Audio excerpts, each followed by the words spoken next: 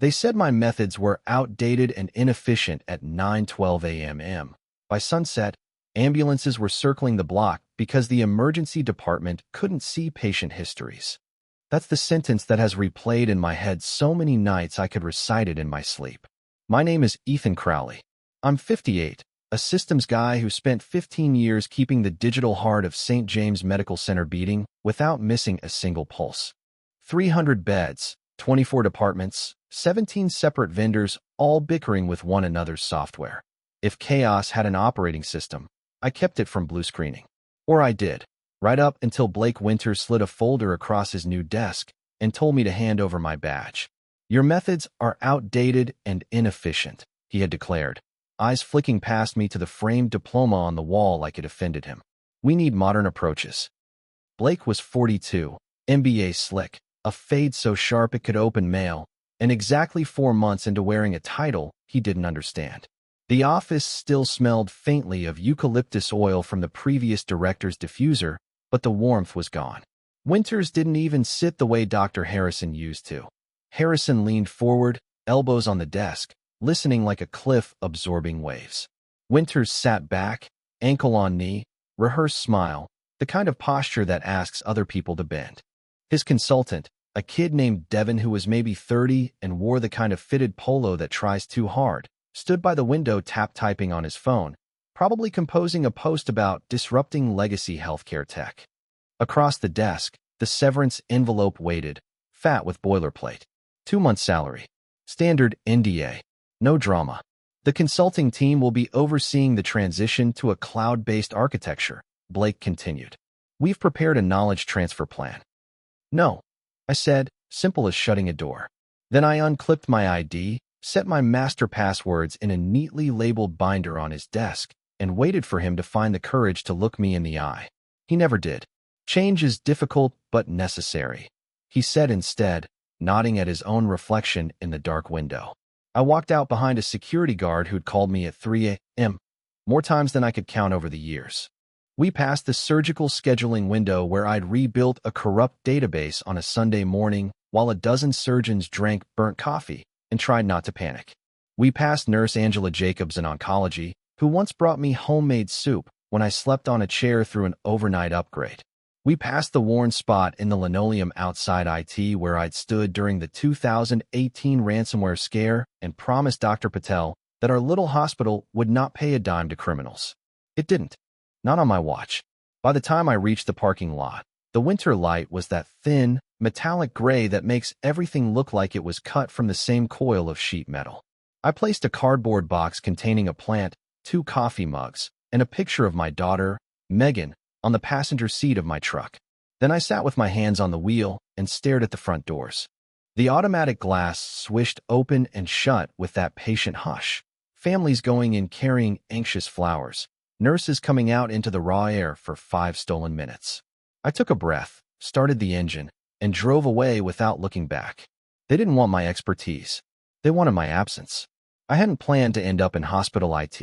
15 years earlier, after a run in private tech that paid better but cared less, the economy dipped and Catherine's cancer spiked. Insurance mattered more than stock options. So I came to St. James and learned a new world from the ground up. Dr. Harrison was the director then. He wore scuffed loafers and had a laugh that made the interns relax. Fancy dashboards don't save lives, he liked to say. Reliability does. So I built for reliability. I built systems that weren't pretty but wouldn't quit. Redundant everything. Manual overrides where automation failed. Trust, but verify. Engraved, metaphorically, into every script. I gave up 2 family vacations to babysit an electronic prescribing migration. I missed Megan's graduation because a data center switch decided to jump off a cliff the night before. When Catherine's hair fell out in delicate clumps the size of rose petals, she brushed my cheek with fingers still smelling faintly of antiseptic and said, "You keep them alive while I keep me alive." After she died, 8 years ago, the hum of the server room was the only sound that quieted the house. Things changed when Dr. Harrison retired. The board wanted modern. They hired Winters from a big network in Chicago, and he arrived like a gust of perfume from a downtown department store. Sleek, expensive, and full of opinions. His first official act was to schedule an efficiency audit. His second was to stop attending the weekly technical briefings. He replaced listening with buzzwords and brought in Devin's team to study the ecosystem, like tourists photographing a rainforest from a platform. Digital transformation, Devin said on day 2, waving a laser pointer at a diagram I'd spent a decade refining. Cloud migration, platformization, vendor consolidation. The electronic medical record interfaces with 17 systems, I told him. Some are 20 years old and custom. Some are third-party and finicky. All have to meet state and federal rules that were written by committees that don't use keyboards.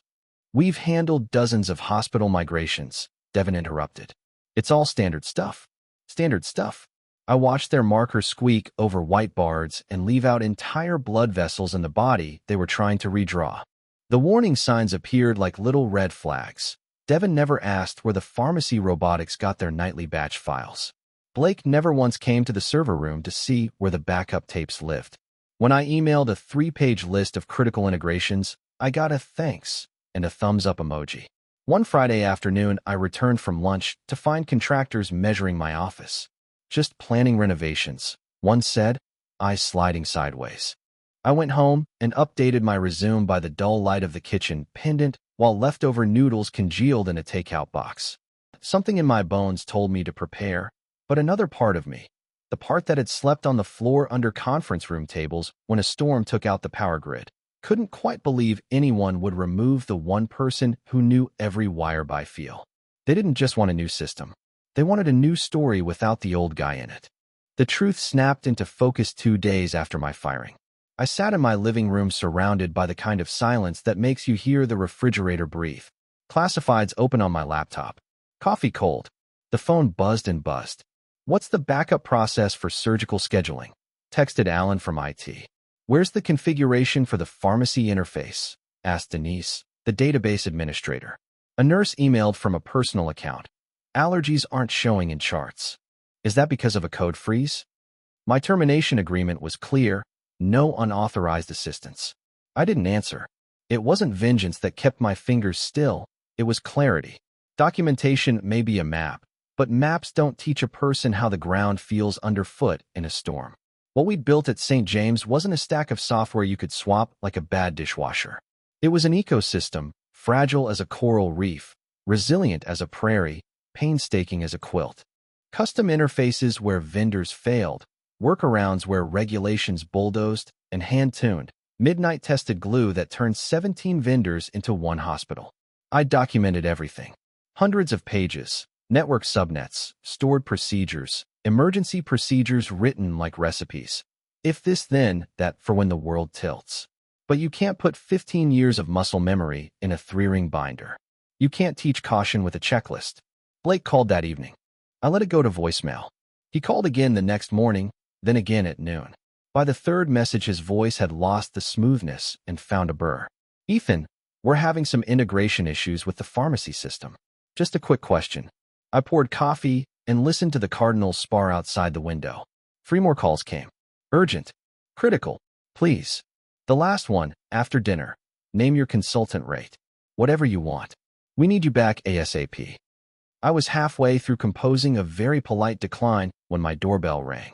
Winters stood on the porch in a suit that had become unglued from his body.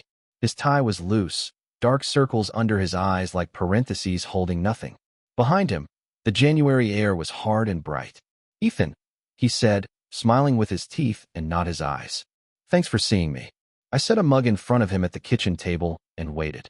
He held it with both hands as if ceramic could warm him through. We've hit some unexpected complications with the system transition, he began, words brittle. Devin's team is working around the clock, but there are aspects of your architecture that are proving challenging. I documented everything thoroughly. I said, yes, the documentation is there, he said quickly. But some of these customizations, these interconnections, they're quite unique. Translation, they could not make sense of 15 years of specialized work in 5 days. Yesterday, oncology lost access to treatment protocols for 6 hours. He continued, sliding into apology, then blame, then panic in one long sentence. The day before, insurance verification went down completely. We're facing compliance issues. We could incur fines. Potential patient safety concerns. Sounds, I said, sipping my coffee, like the modernization is going well. His eyes flashed. Ethan, I'm prepared to offer you a 6-month contract as implementation consultant. Double your previous salary. We need you to help with the transition. He thought money would patch what arrogance tore. He thought I would clean the mess he made and thank him for the mop. I'm afraid I've already accepted another position, I said. The mug paused at his lip. Another? Where? Riverside Medical Center. Riverside. The word landed like a dropped tray. But they're our direct competitor. I shrugged. They value experience. Be reasonable. You built these systems. We're talking about patient care. It was a cheap shot and it hit its mark. I have placed patient care above everything for 15 years, above birthdays, above sleep, above grief. I would give my weekend and my right shoulder to keep a ventilator interface from hiccuping. But I had also learned, the hardest way, that you can't save people who won't stop digging the hole. Patient care is paramount, I said softly. That's why I recommended against rushing a migration without proper transition planning. I believe that email is in my documentation. His face flushed. The board wanted immediate action. Modernization is necessary for our long term. I start Monday, I said. Good luck with your modernization, Director Winters. He stood up, desperation curdling to anger. Your severance includes a non-compete. You can't work for a competitor for 6 months. Actually, I said, it doesn't. I'd had a lawyer glance at it before I signed. The hospital had been too eager to shove me out the door to pay for a good version of the trap. There's an NDA. No non-compete. I'm free to work wherever I choose. He blinked, recalibrating. This is about revenge, isn't it? Making us suffer because I let you go. This is about professional dignity, I said, walking him toward the door. 15 years of expertise deserves more than a buzzword and a severance envelope. After he left, the kitchen felt bigger. I washed our mugs, set them in the rack, and leaned against the counter. No satisfaction, no gloating. Just a tired sadness that sat heavy in my ribs. I had not wanted revenge. I had wanted recognition. There's a difference. My phone buzzed with a text from Dr. Patel. Admin in full panic mode. 3 departments down. Board emergency meeting called. I didn't reply, but I saved the message. Not as a trophy. As a reminder of what happens when people in polished shoes confuse shiny with strong. By Thursday, the local news vans had found their angle. I watched from my couch as a reporter stood outside the sliding glass doors and let the wind whip her hair while she talked about technology failures and patient care impacted.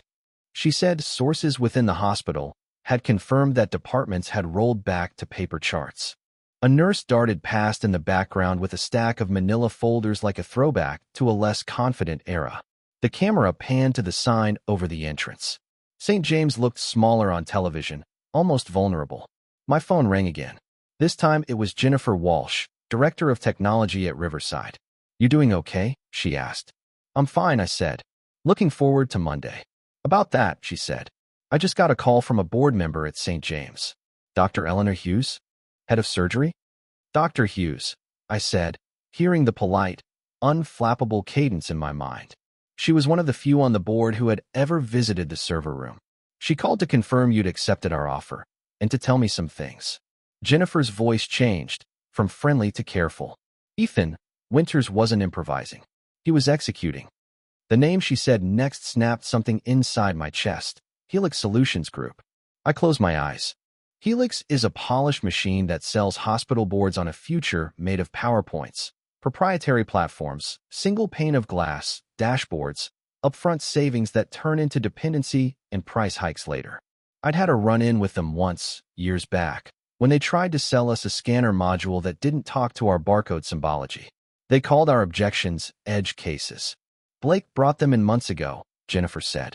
Helix offered significant upfront cost reductions, if St. James converted the entire tech stack. Winters would get a performance bonus for the savings. Of course he would. The board didn't understand the technical implications, Jennifer continued.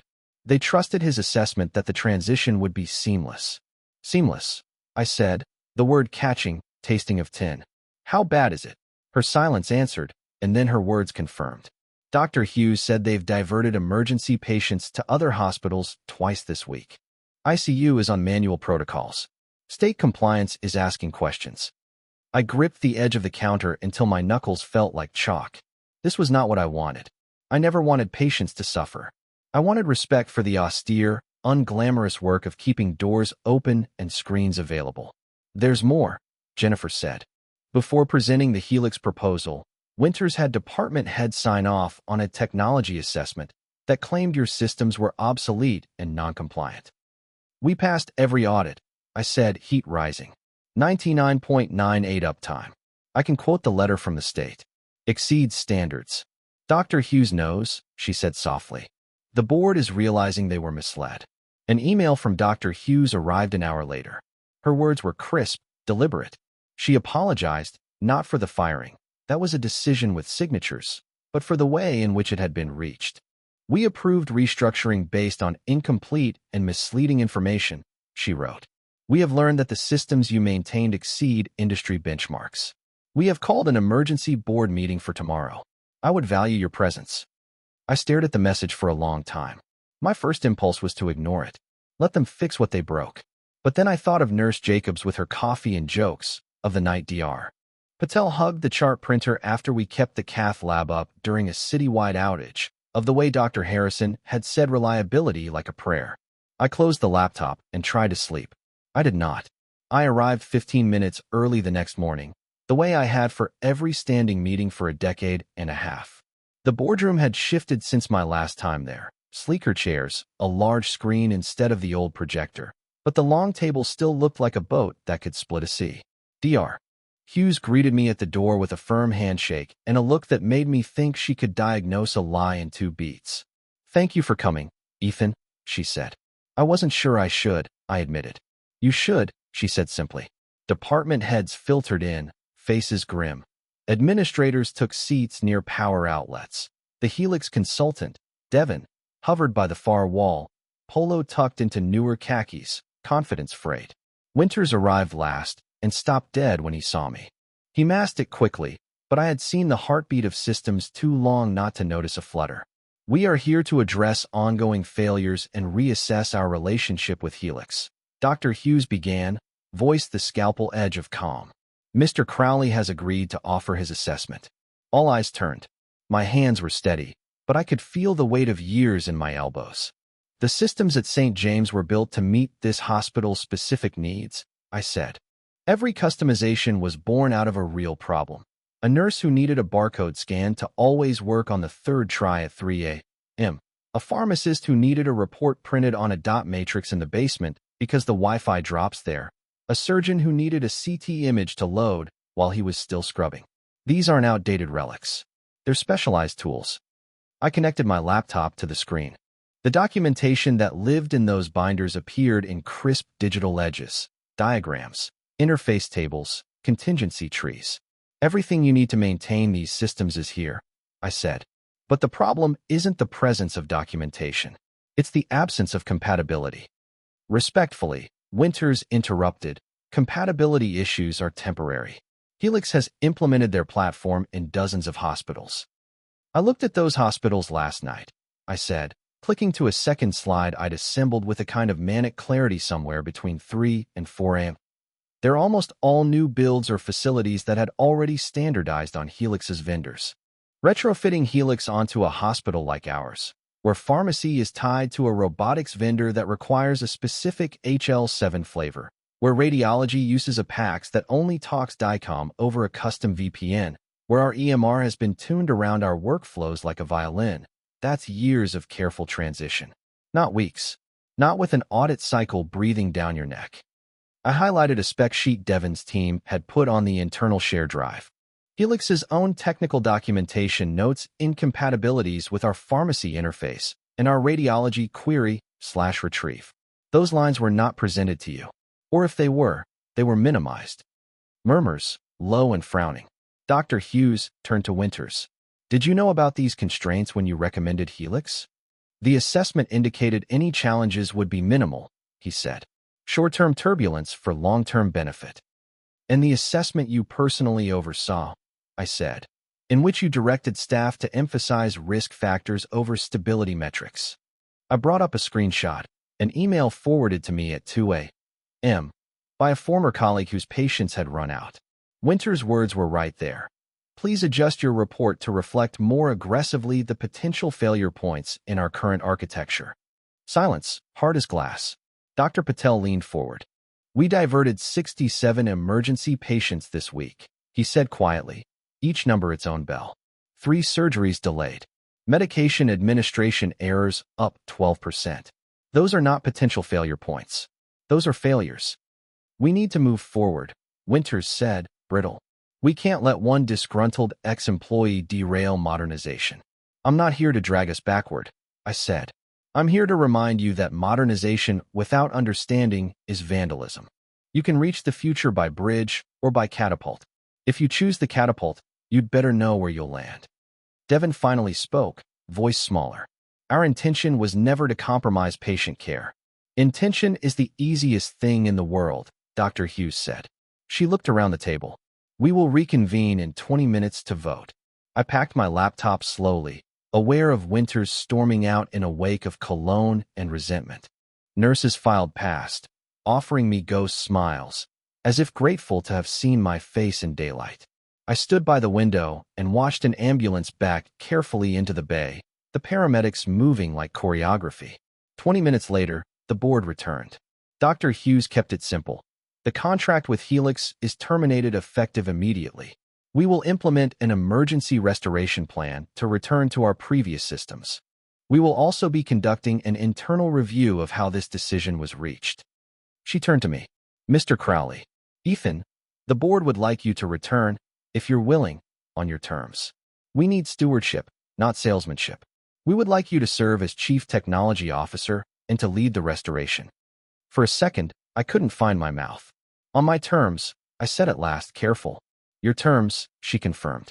Budget, staffing, timelines, guardrails. I thought of my team, Alan, Denise, Marisol, the night shift who had watched sunrises through glass doors. I thought of Catherine telling me to keep people alive. Then yes, I said. I'll come home. The next 3 weeks bled together like watercolors. Day bled into night, bled into day, and we slept in shifts on thin blankets in the conference room with a good coffee machine. The Helix team had scrambled systems enough to make a clean rollback impossible. Half-configured middleware, a wrong TLS setting here, an overwritten registry key there, but we had something stronger than their diagrams. We had muscle memory. We knew by smell which UPS was temperamental, by sound which RAID array was itching for a rebuild, by glare which desktop had an NFC going soft. We started with the spine, the EMR database. We rebuilt it from the last safe snapshot, checking checksums like rosary beads. Denise wrote a script that walked bad indexes like a dog along a familiar route, tugging when it drifted. Marisol coaxed the lab interface back to life by offering it a fake result first, like giving a child one pancake to get her to the table. Pharmacy took longest. The robot arm had been told to expect packets in a different shape, and it sulked. I sat on the floor behind the robot for an hour, knees aching, listening to its little word clicks and adjusting the parser one field at a time until it sniffed the data and reached for its work. On day 4, at 2:13 a.m., the emergency department's dashboards lit up one by one as if someone were lighting candles down a long hallway. I was halfway to sleep on a conference room chair when Nurse Jacobs burst in and hugged me so hard my glasses lifted. They're back, she said into my shoulder. Allergies on charts. Weight-based dosing. No more guessing. Dr. Patel came by at dawn with bagels that tasted like triumph. He leaned on the doorframe, exhausted and exhilarated, and we watched the monitor in the corner of the room as the uptime graph climbed. Winters resigned a few days later to pursue other opportunities. Devon was gone before the ink dried.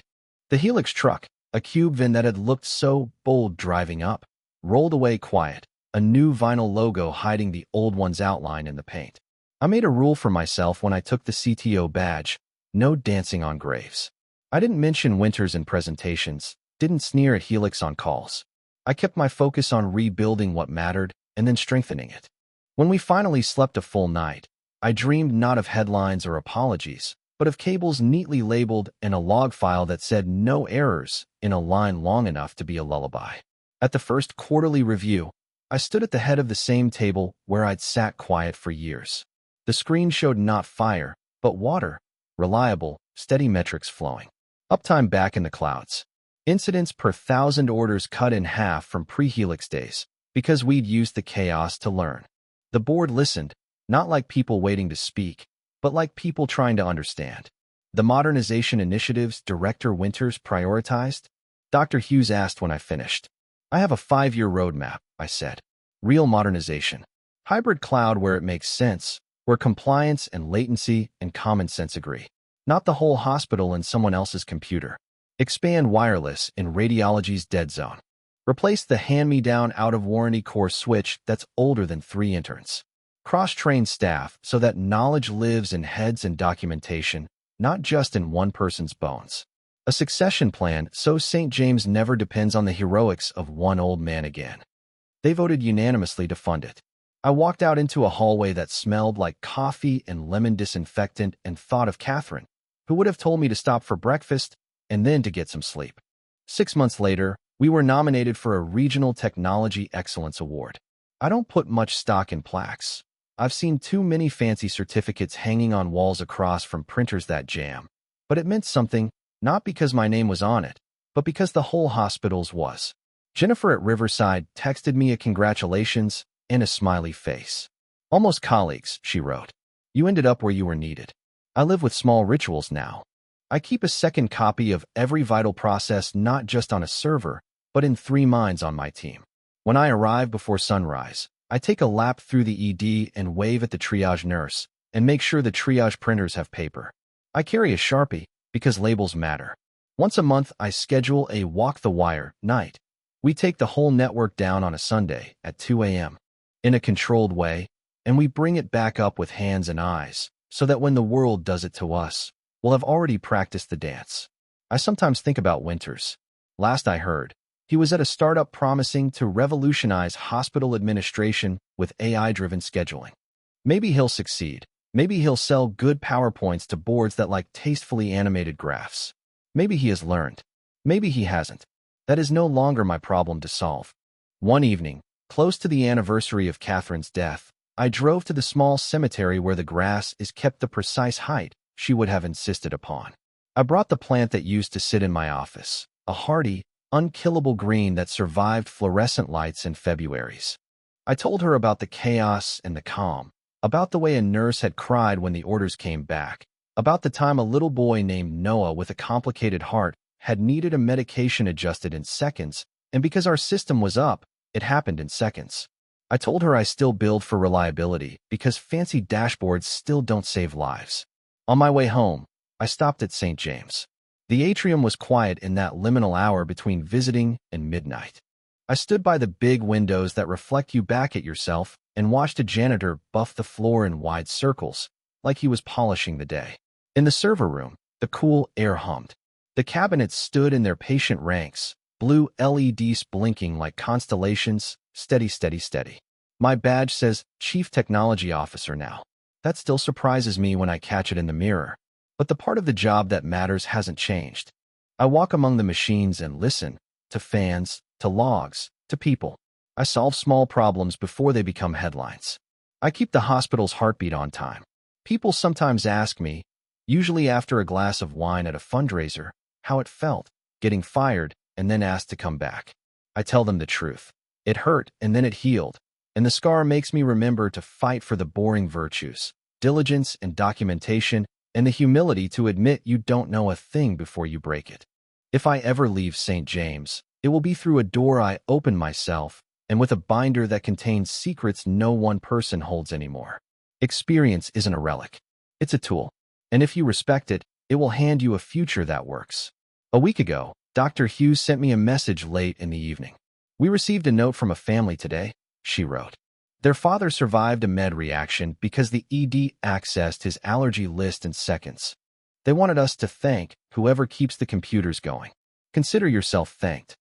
I printed the note and taped it inside the server room closet where we keep spare cables and the good chocolate. On nights when the building is more echo than sound and the only footsteps are the cleaning crew and a late shift nurse, I open the door and read it. It reminds me why I said no to the polished pitch and yes to the sleepless nights. It reminds me why I took the meeting and then took the badge. It reminds me that revenge is a small thing. A working system is a big one. The other morning I was walking through radiology when a new tech with a fresh badge stopped me. She looked young enough to be Megan's age. "Mr. Crowley," she said, "my preceptor told me you're the reason our system never crashes." I laughed. "Systems crash," I said. "We just make sure they get back up before anyone notices." She smiled. "Well, thanks for that." I kept walking, past the framed photos of the hospital's founders, past a vending machine that owes its continued operation to Denise's uncanny ability to kick it in the right spot, past the little chapel where families light candles and whisper bargains with the universe. I thought of the first day I walked into this building, a tired middle-aged man with a toolbox and a grieving wife, and I thought of all the days since. They told me my methods were outdated and inefficient at 9:12 a.m. Once, by sunset, they knew the difference between buzzwords and breath. I didn't need to gloat. I just needed to go back to work. The day ends the way it begins, with logs to read and numbers to reconcile, with the hum of air and the gentle click of relays, with a nurse nodding at me in the elevator and a doctor asking if the lab results are flowing faster this week. They are.